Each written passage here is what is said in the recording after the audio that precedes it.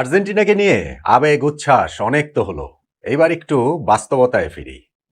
এই যে ইংল্যান্ডের বিপক্ষে সেমিফাইনাল খেলছে লিওনেল মেসির দল, লিওনেল স্ক্যালোনির দল, সেইখানটাতে আসলে এই আর্জেন্টিনা কি উতরে যেতে পারবে?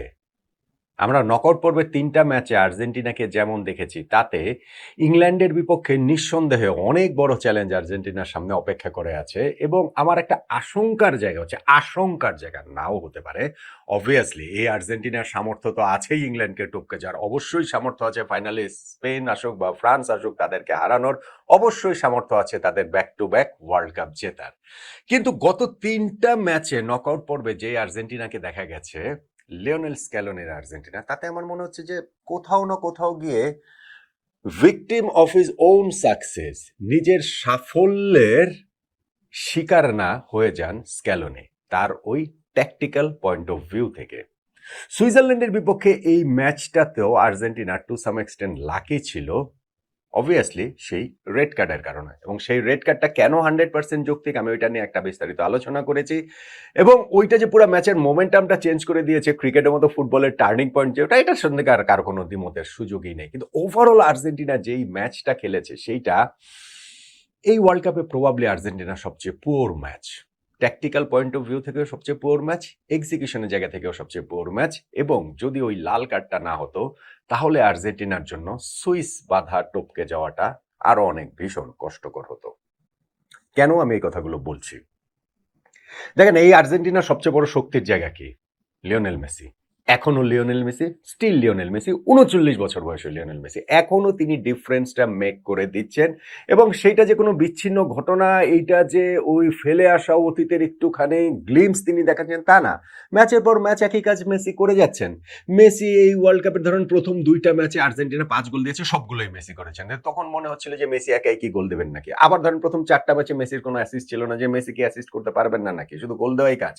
এখন মেসি গোলের পাশাপাশি অ্যাসিস্টও এসেছেন এবং সেই ডিফারেন্সটা মেক করে দিচ্ছেন তিনি। দেখেন, সুইজারল্যান্ডের বিপক্ষে এই ম্যাচটাতেও এন্ড অফ দ্য ডে গিয়েও যে ডিসাইসিভ যে জায়গাগুলোতে, সেইখানেও মেসি কি প্রবল ভাবেই আছেন।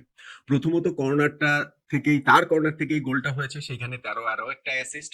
এবং দ্বিতীয়ত হুলিয়ান আলভারেজের যে গোলটা, সেইখানটাতেও কিন্তু মেসির একটা শটই কিন্তু ঠেকিয়েছিলেন সুইস কিপার, সেইটাই আবার যখন ঘুরে ফিরে আসলো এইখানে হুলিয়ান আলভারেজের কাছে, তিনি ওই গোলটা দিলেন। ফলে আপনি এখনো দেখেন এই 39 বছর বয়সেও মেসি সেই 90 মিনিটস, 120 মিনিট কিভাবে, আমরা বলতে পারবো না যে শেষ ঘামবিন্দু দিয়ে খেলেন, শেষ ঘামবন্দি দিয়ে অবশ্যই খেলেন, কিন্তু মেসি তো আর এখন খেলার প্যাটার্ন ওইটা না। মেসি এখন মাঠে পাগলের মতো দৌড়ান না, তার ওই খেলার ধরনটা চেঞ্জ হয়ে গেছে, এনার্জিটা অনেক বেশি রিজার্ভ করে তিনি আসলে খেলেন। এবং সেইটা তিনি নট নেসেসারি 90 মিনিট, সেটা 120 মিনিটসে গেলেও যে সেটা করতে মেসি সক্ষম, সেটা আমরা দেখেছি কাবো ভার্দের বিপক্ষে রাউন্ড অফ 32 ম্যাচে, সেটা আমরা দেখলাম সুইজারল্যান্ডের বিপক্ষে এই ম্যাচটাতেও। সেই সব জায়গাতেও ম্যাচ ডিসাইড করে দেওয়ার ক্ষেত্রে সেই মেসির রোলটা খুবই প্রমিনেন্ট। ফলে এই সুইজারল্যান্ডের বিপক্ষে ম্যাচটাতে ওয়ার্ল্ড কাপে প্রথমবারের মতো মেসি গোল পাননি এই ওয়ার্ল্ড কাপে। তা সত্ত্বেও আর্জেন্টিনার টালিসমান, আর্জেন্টিনার মূল প্লেয়ার এখনো সেই মেসি, লিওনেল মেসি। এইটা নিঃসন্দেহে স্ক্যালোনির জন্য একটা বিরাট বড় প্রাপ্তি, এবং এইটা নিঃসন্দেহে ইংল্যান্ডের জন্য বিরাট বড় একটা হুমকি, এবং এইটা নিঃসন্দেহে ইংল্যান্ডের বিপক্ষে আর্জেন্টিনাকে অনেক বেশি কনফিডেন্স দেবে। আর্জেন্টিনার আরো একটা বড় যে জায়গা, সেটা ছিল হুলিয়ান আলভারেজ। দেখেন, হুলিয়ান আলভারেজ এই ম্যাচে যে গোলটা করেছেন, সেটাই আর্জেন্টিনাকে সেমিফাইনালে তুলে দিয়েছে। লাস্টে তো লাউতারো মার্টিনেজের ওই গোলটা ব্যবধান কেবলমাত্র বাড়িয়েছে, কিন্তু হুলিয়ান আলভারেজের গোল, যারা নট আউট ওমান দেখেন তারা এটা নিশ্চিতভাবেই জানেন যে আমি বেশ কয়েকটা, একটা না দুইটা না, আমি বেশ কয়েকটা ভিডিওতে বলেছি যে আর্জেন্টিনাকে যদি বিশ্ব চ্যাম্পিয়ন হতে হয়, তাহলে হুলিয়ান আলভারেজকে হুলিয়ান আলভারেজের মতো খেলতে হবে, তার জায়গায় তার আসতে হবে। এইটা আর্জেন্টিনা মাস্ট, মাস্ট, এখানে কোনো এটা নন নেগোশিয়েবল, এর মাঝামাঝি কিছু নাই। সেইটা আর্জেন্টিনার খেলা, তাদের অ্যাটাকে প্যাটার্ন তৈরি করা, অ্যাটাকিং থার্ডে অনেক বেশি হচ্ছে ওইখানে ওই মোবিলিটি, তার লিওনেল মেসিকে কাভার করা, রান দিয়ে, সবকিছু মিলে হুলিয়ান আলভারেজ এই টিমটাতে আসলে আমি বলবো যে মেসির পরই সবচেয়ে গুরুত্বপূর্ণ। অ্যাটাকিং এ তো অবশ্যই, এটা নিয়ে কোনো ডাউটের জায়গা নেই। ফলে আমি অনেকগুলো আলোচনাতে বলেছি যে আর্জেন্টিনাকে বিশ্ব চ্যাম্পিয়ন হতে হলে হুলিয়ান আলভারেজকে হুলিয়ান আলভারেজের মতো হতে হবে। এখন আমি বলবো না যে তিনি তার 100% এসেছেন, এখনো বলবো না যে তার সেই শার্পনেসের পুরোপুরি জায়গায় তিনি চলে এসেছেন, কিন্তু ভাই যে গোলটা করেছেন, ও বয়, মানে এইটা তো হচ্ছে গিয়ে মিউজিয়ামে রেখে দেওয়ার মতো গোল। যেই গোলটা হুলিয়ান আলভারেজ করেছেন এইরকম ম্যাচে, এরকম ম্যাগনিচিউডের একটা ম্যাচে, এইরকম মোমেন্টে, এক্সট্রা টাইমের সেকেন্ড হাফে গিয়ে, এটা জিনিয়াস ছাড়া ভাই সম্ভব না। আর এইটা যে হুলিয়ান আলভারেজ এটা হয়ে গেছে বিষয়টা তা না, এইটাই হুলিয়ান আলভারেজ, এবং এই হুলিয়ান আলভারেজকে আর্জেন্টিনা চায় সেমিফাইনাল ফাইনাল গোয়িং ফরওয়ার্ড। এই দুইটা ম্যাচও এই আলভারেজকেই আর্জেন্টিনা খুব করেছে, বা এইটা আর্জেন্টিনার জন্য নিঃসন্দেহে একটা বিরাট বড় প্লাস পয়েন্টের জায়গা। কিন্তু আমি ট্যাকটিক্যাল যে জায়গার কথা বলছিলাম, লিওনেল স্ক্যালোনি তিনি কি victim of his own success হতে পারেন কিনা, নিজের সাফল্যের শিকারী হয়ে যেতে পারেন কিনা।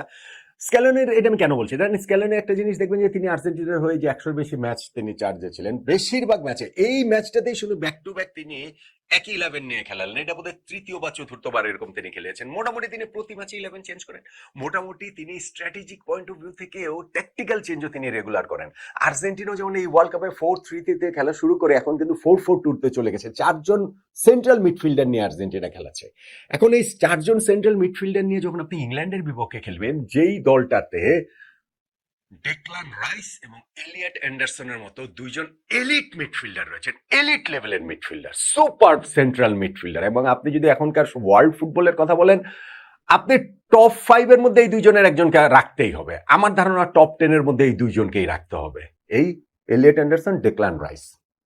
ফলে আর্জেন্টিনা এই যে স্ক্যালোনের যে স্ট্র্যাটেজি, যে তিনি হচ্ছে গিয়ে মিডল অফ দ্য পার্কে তিনি হচ্ছে গিয়ে ওভারলোড করেন, এবং সেই জায়গাটা দিয়ে টাইট স্পেসে তার এই ভেরি টেকনিক্যালি গিফটেড যে মিডফিল্ডার রয়েছেন তারা যে অ্যাটাকটা ইনিশিয়েট করেন, ওইটা কি আসলে ইংল্যান্ডের সঙ্গে কার্যকর হবে কিনা, এইটা কিন্তু একটা বিরাট বড় কোয়েশ্চেন মার্ক আছে বলে আমার কাছে মনে হয়। এবং জুড বেলিংহামও রয়েছে। হ্যাঁ, এখন আপনি বলতে পারেন ওভারলোড করা যায়, ইংল্যান্ডে 2 জন, আর্জেন্টিনার 4 জন। জুড বেলিংহামও এই জায়গাটাতে হচ্ছে গিয়ে মিডফিল্ডে পিছিয়ে এসে তিনিও ওইখানটাতে সেই সাপোর্টটা দিবেন। আর এটা তো আপনি সবসময় পারবেন না। ইংল্যান্ডের যে ম্যাচে যে তাদের যে উইক, তাদের যে উইং এর যে জায়গাটা, সেই জায়গাগুলোকে আপনি নেগোশিয়েট করবেনটা কিভাবে। ফলে আমার মনে হয় যে আর্জেন্টিনা, আমি নট শিওর যে ইংল্যান্ডের বিপক্ষে ম্যাচেও ঠিক 4 জনই মিডফিল্ডার নিয়ে এইভাবে খেলে স্ক্যালোনি আসলে এটা পার পেয়ে যাওয়াটা অত সহজ হবে বলে মনে হয় না। দেখেন, আরেকটা আমি একটু খুব ক্লিয়ার একটা এভিডেন্ট আপনার দেখাই। গত ম্যাচটাতে সুইজারল্যান্ডের বিপক্ষে আপনি দেখবেন যে তাদের রাইট ব্যাক নাহুয়েল মলিনা অনেক বেশি তিনি কিন্তু অ্যাটাকে জয়েন করেছেন, অনেক বেশি উপরে উঠেছেন। এমনকি তার গোলকিপার এমিলিয়ানো মার্টিনেজ এখান থেকে ডিরেক্ট শট করছেন মলিনাকে, এই একেবারে সুইজারল্যান্ডের হাফের মাঝ বরাবর পর্যন্ত তিনি এখানটাতে চলে গিয়ে পাস রিসিভ করছেন। এই ঘটনা আমরা দেখেছি একবার দুইবার না, বহুবার আমরা দেখেছি। ফলে ক্লিয়ারলি বোঝা গিয়েছে এটা একটা ট্যাকটিক্যাল ডিসিশন। ঠিক তার আগের ম্যাচটার কথা ভাবুন, মিশরের বিপক্ষে। ওইখানে কিন্তু আর্জেন্টিনার এই রাইট ব্যাক তিনি অনেক পিছিয়ে ছিলেন, লেফট ব্যাক নিকোলাস তাগলিয়াফিকো তিনি বরং অনেক বেশি অ্যাটাকে জয়েন করেছেন। ফলে এই জায়গাটাতে এক ম্যাচ থেকে আরেক ম্যাচে স্ট্র্যাটেজিক চেঞ্জ, প্রতিপক্ষ বিবেচনায়, প্রতিপক্ষের শক্তি দুর্বলতা বিবেচনা, সেটা তো স্ক্যালোনি দুর্দান্ত, স্ক্যালোনি সেটা মাস্টার। কিন্তু ইংল্যান্ডের বিপক্ষে ম্যাচে তিনি আসলে এই জায়গাটাতে কিভাবে খেলাবেন, কারণ ইংল্যান্ড অনেক বেশি উইক ইউজ করে, তাদের ওই দুই সাইড দুই উইক, ইনফ্যাক্ট তাদের স্পেশালি লেফট সাইড থেকেও যদি হচ্ছে নেকো রেলে উপরে ওঠেন, তখন কিন্তু আর্জেন্টিনার জন্য সেটা সামাল দেওয়াটা অনেক বেশি কঠিন হয়ে যাবে বলে আমার কাছে মনে হয়। সুইজারল্যান্ডের বিপক্ষে আরেকটা জিনিস আমার কাছে মনে হয়েছে, যে আমি জানি না, অবভিয়াসলি এটা ট্যাকটিক্যাল রিজন, কিন্তু সেটা কি আসলে কতটা কার্যকর হয়েছে। আর্জেন্টিনা লং বল স্ট্র্যাটেজিতে খেলেছে। এখন আর্জেন্টিনার খেলার ধরন আমরা জানি কি, পাস দিবে, পাস দিবে, পাস দিবে, পাস দিবে, ধীরে সুস্থে করতে করতে হঠাৎ 2-3টা কুইক পাসের মাধ্যমে তারা হচ্ছে গিয়ে প্রতিপক্ষের ডিফেন্স ওপেন করে দেওয়ার চেষ্টা করে। কিন্তু এই ম্যাচটাতে আমি স্ট্যাটও দেখছিলাম, 7.4% না 7.8% বল আর্জেন্টিনা পাস দিয়েছে হচ্ছে গিয়ে লং বলের মাধ্যমে। সো এইটা কিন্তু আর্জেন্টিনা না, এই পার্সেন্টেজটা এই ওয়ার্ল্ড কাপে একেবারে হাইয়েস্ট। এখন আপনি সুইজারল্যান্ডের মতো দলের বিপক্ষে যখন আপনি এই লং বল স্ট্র্যাটেজিতে খেলবেন, এটা কিন্তু কোয়েশ্চেনেবল। এটা যে আসলে ঠিক কতটা কার্যকর হয়, কার্যকর তো হয় নাই, ম্যাচের মধ্যে তো আমরা দেখেছি।